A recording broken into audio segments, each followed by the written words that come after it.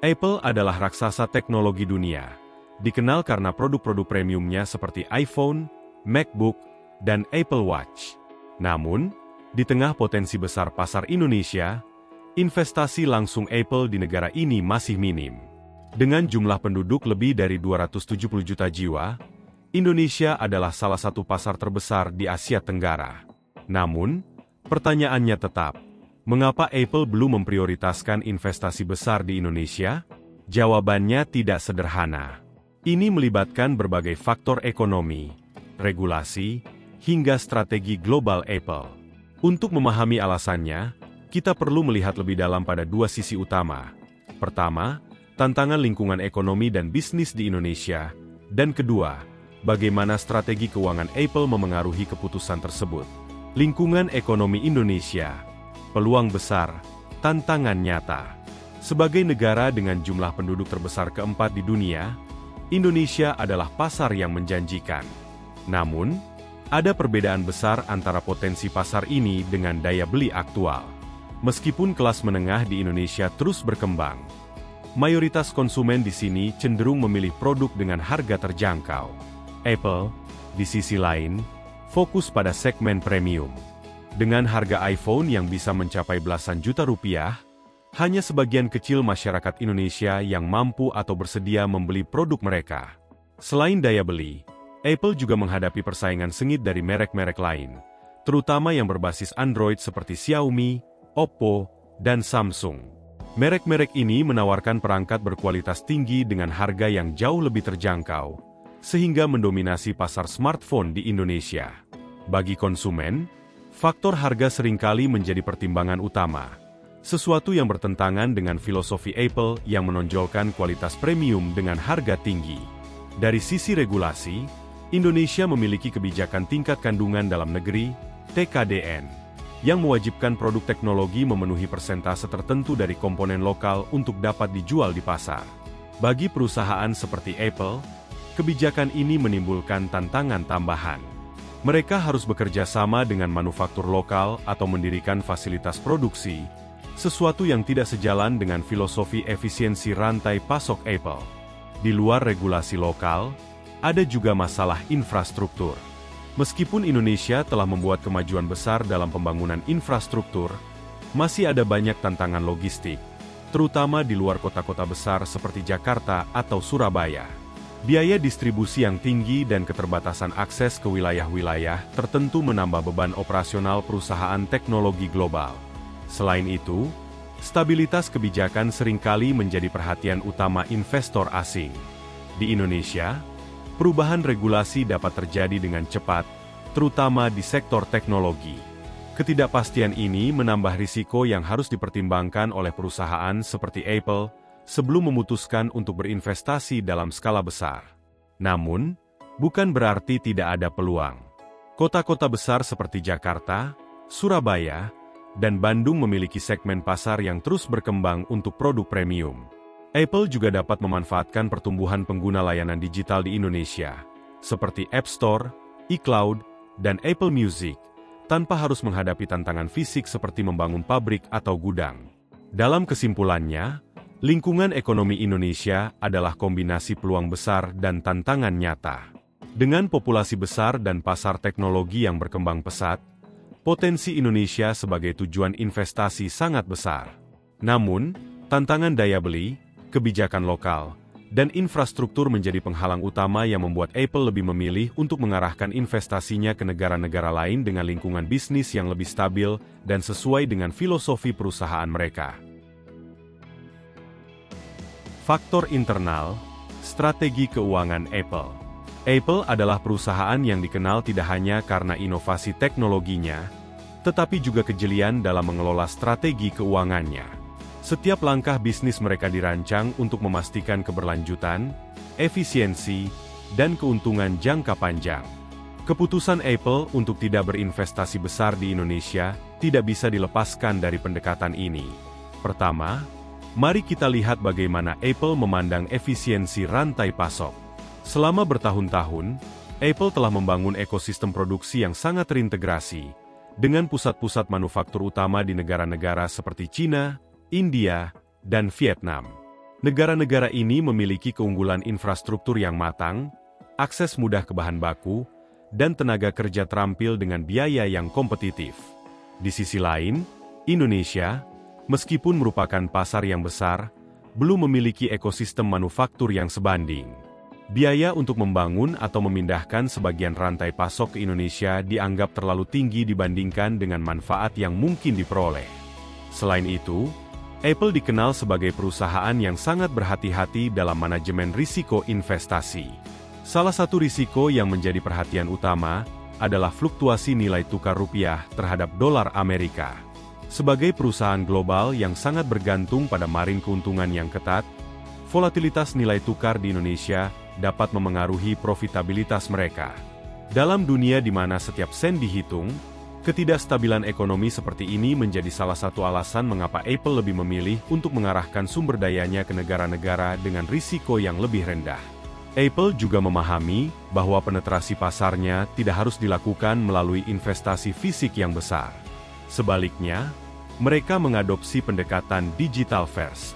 Layanan seperti App Store, iCloud, dan Apple Music memungkinkan mereka untuk menjangkau konsumen di seluruh dunia, termasuk di Indonesia, tanpa perlu menghadapi tantangan besar seperti regulasi atau biaya logistik. Dengan strategi ini, Apple tetap dapat menghasilkan pendapatan signifikan dari pasar Indonesia tanpa menanggung beban operasional besar.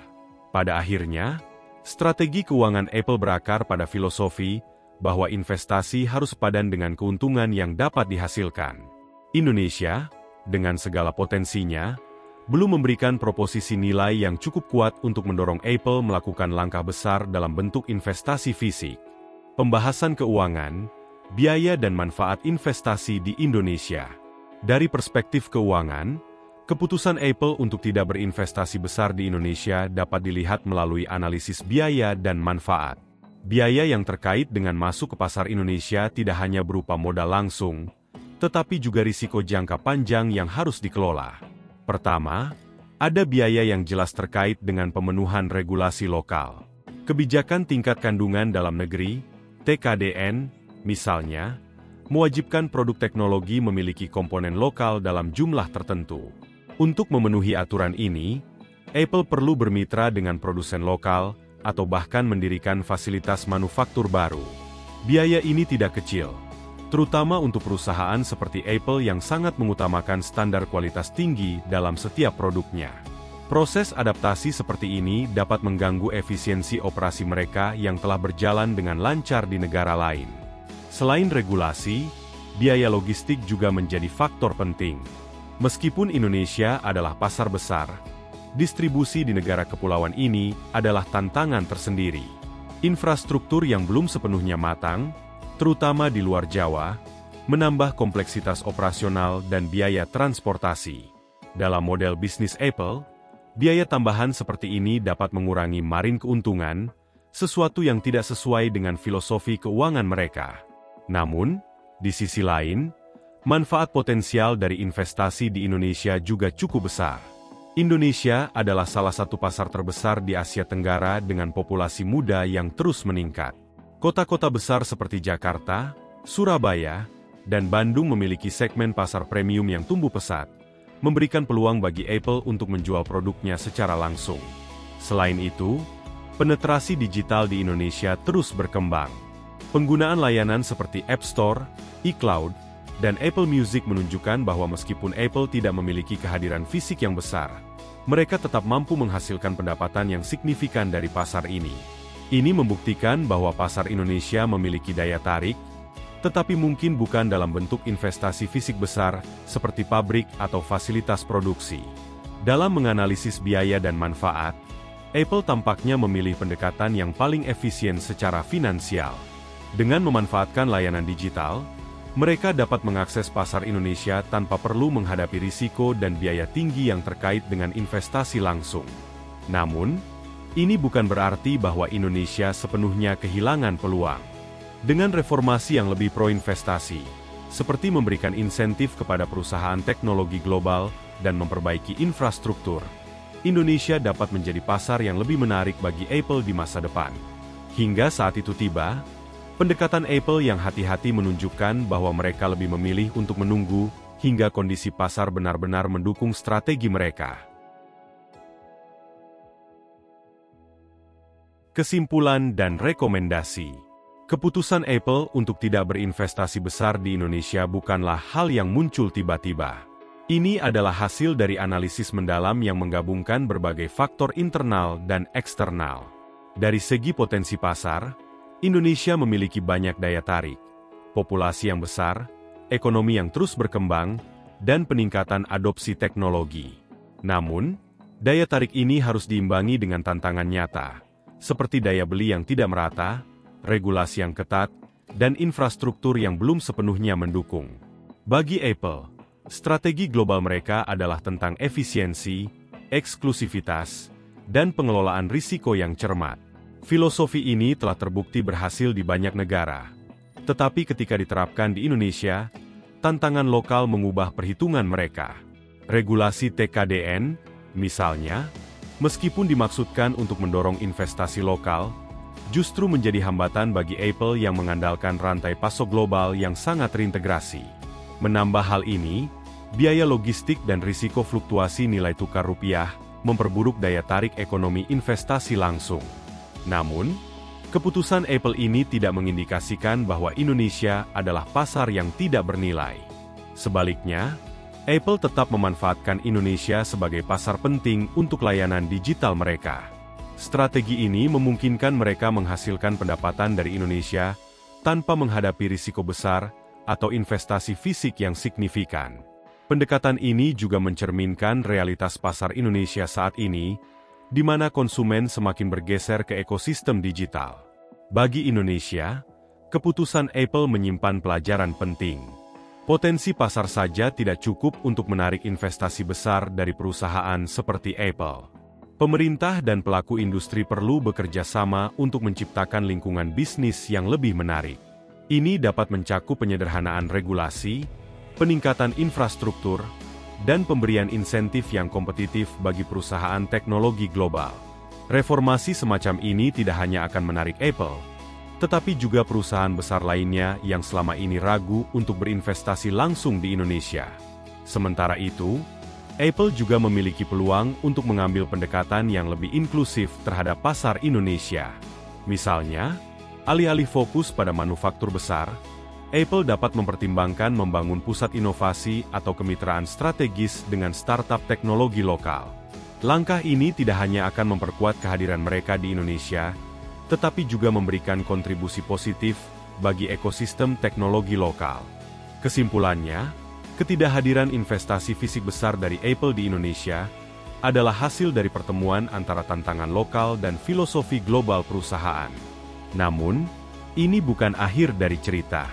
Dengan reformasi yang tepat dan pendekatan yang lebih fleksibel, baik Indonesia maupun Apple dapat menemukan titik temu yang saling menguntungkan.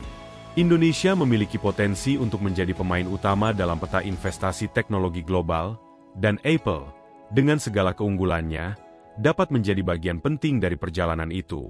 Narasi ini bukan tentang siapa yang salah atau benar, melainkan tentang bagaimana kedua pihak dapat belajar dari situasi ini untuk menciptakan peluang baru di masa depan.